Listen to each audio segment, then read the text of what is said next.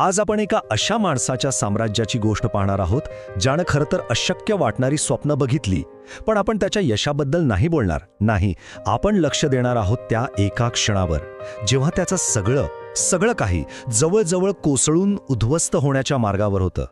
आज तो प्रश्न आहे जो आपल्याला विचारात पाडतो, नाही का? म्हणजे कुठून सुरुवात आणि आज कुठे पोचलाय तो माणूस? हा अविश्वसनीय प्रवास नेमका घडला तरी कसा? चला तर मग शोध घेऊया या सगळ्याचा. या प्रवासाची सुरुवात होते मस्कच्या अगदी लहानपणापासून. त्याचं जे एक वेगळं अनोखं मन होतं, त्याच्या विचार करण्याच्या पद्धतीनं कसं त्याच्या संपूर्ण आयुष्याचा पाया रचला हे आधी समजून घेऊया.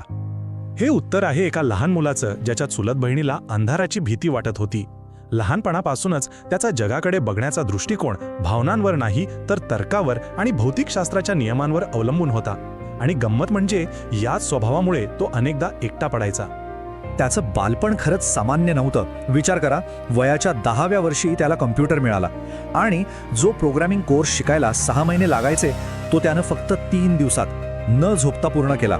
यातूनच त्याची प्रचंड इच्छाशक्ती आणि अमेरिकेत जाऊन काहीतरी मोठं करून दाखवण्याचा निश्चय दिसून येतो. आता वळूया त्याच्या पहिल्या मोठ्या उद्योगांकडे.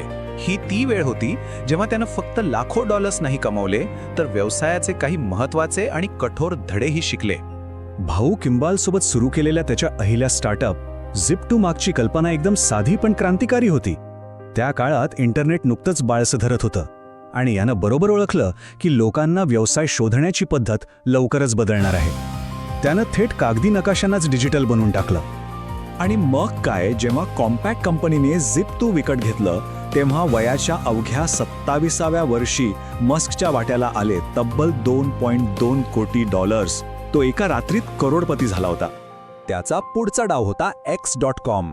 ध्येय काय, तर बँकिंगच्या दुनियेत क्रांती घडवायची. पुढे त्याची कंपनी प्रतिस्पर्धी असलेल्या पेपालमध्ये विलीन झाली. पण इथे एक ट्विस्ट आला. कंपनीतल्या अंतर्गत राजकारणामुळे आणि मतभेदांमुळे, विचार करा, तो सुट्टीवर असतानाच त्याला CEO पदावरून काढून टाकण्यात आलं. तरीही नशीब बघा, जेव्हा ईबेने पेपाल विकत घेतलं तेव्हा सर्वात मोठा शेअर होल्डर म्हणून त्याच्या वाट्याला आले तब्बल $18 कोटी. आता मस्ककडे प्रचंड पैसा होता, पण हा पैसा आरामात जगण्यासाठी नव्हता तर 2 अशक्य वाटणाऱ्या स्वप्नांवर लावण्यासाठी होता. पहिलं होतं मानवाला मंगळावर पोचवणं आणि दुसरं जगाला पेट्रोल गाड्यांपासून मुक्त करणं. स्पेसएक्सची सुरुवात तर एका अपमानातून झाली. रॉकेट विकत घेण्यासाठी तो रशियाला गेला, पण तिथल्या लोकांनी त्याला गांभीर्यानेच घेतलं नाही. तेव्हाच विमानात बसून त्यानं स्वतःच्या हाताने हिशोब केला आणि त्याच्या लक्षात आलं की अरे, रॉकेट बनवण्याचा खर्च तर खूप कमी करता येऊ शकतो. आणि तिथूनच स्पेसएक्सचा जन्म झाला. आणि त्याच वेळी टेस्ला नावाच्या एका छोट्या स्टार्टअपचं ध्येय होतं ऑटो उद्योगात क्रांती घडवणं. त्यांना हे सिद्ध करायचं होतं की इलेक्ट्रिक कार केवळ पर्यावरणासाठी नाही तर कामगिरीतही पेट्रोल कारपेक्षा भारी असू शकतात. हे धाडसी विजन पाहूनच मस्कने त्यात $65 लाख गुंतवणूक केली. मस्कने आपलं सगळं काही पणाला लावलं होतं, पण ही दोन्ही स्वप्न एकाच वेळी अक्षरशः विनाशाच्या दरीत ढकलली जाणार होती. आणि ते वर्ष होतं 2008. एक असं वर्ष जे त्याच्या आयुष्यातलं सर्वात काळोखं वर्ष ठरलं. स्पेसएक्सचं पहिलं रॉकेट फॉल्कन 1 प्रचंड आशा आणि मेहनतीनंतर उड्डाण झालं, पण फक्त 25 सेकंदात. इंधन गळतीमुळे रॉकेटमध्ये आग लागली आणि ते समुद्रात कोसळलं. करोडो डॉलर्स आणि हजारो तासांची मेहनत, सगळं काही राख झालं होतं. एका वर्षानंतर टीमने पुन्हा प्रयत्न केला. यावेळी रॉकेट अपेक्षेपेक्षा जास्त उंचीवर गेलं. सगळ्यांच्या आशा वाढल्या, पण दुसऱ्या टप्प्यातील इंजिन वेळेपूर्वीच बंद पडलं आणि रॉकेट पुन्हा एकदा नियंत्रणाबाहेर जाऊन कोसळलं. हे दुसरं मोठं अपयश होतं. तिसरा प्रयत्न, यावेळी तर नासाची सॅटेलाइट्सही सोबत होते.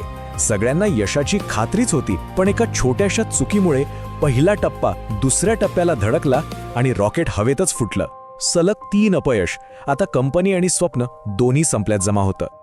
परिस्थिती पूर्णपणे हाताबाहेर गेली होती. स्पेसएक्सकडे फक्त एका शेवटच्या प्रक्षेपणाचे पैसे उरले होते. दुसरीकडे जागतिक आर्थिक संकटामुळे टेस्ला दिवाळखोरीच्या उंबरठ्यावर होती. तेव्हा मस्कने एक शेवटचा डाव खेळला. स्वतःचे उरलेले सगळे पैसे त्याने टेस्लामध्ये गुंतवले. तो स्वतः पूर्णपणे दिवाळखोर झाला होता. जेव्हा सगळं काही संपलं असं वाटत होतं तेव्हाच पुढच्या काही आठवड्यांत जे घडलं ते एखाद्या चमत्कारापेक्षा कमी नव्हतं. अपयशाच्या राखेतून ऐतिहासिक यशाचा जन्म झाला. आणि मग आला तो क्षण, चौथा प्रक्षेपण. कंट्रोल रूममध्ये एकदम भयाण शांतता. प्रत्येकानं आपला श्वास रोखून धरला होता, कारण सगळ्यांना माहीत होतं एक छोटीशी चूक आणि सगळा खेळ खल्लास. पण यावेळी काहीतरी वेगळंच घडत होतं.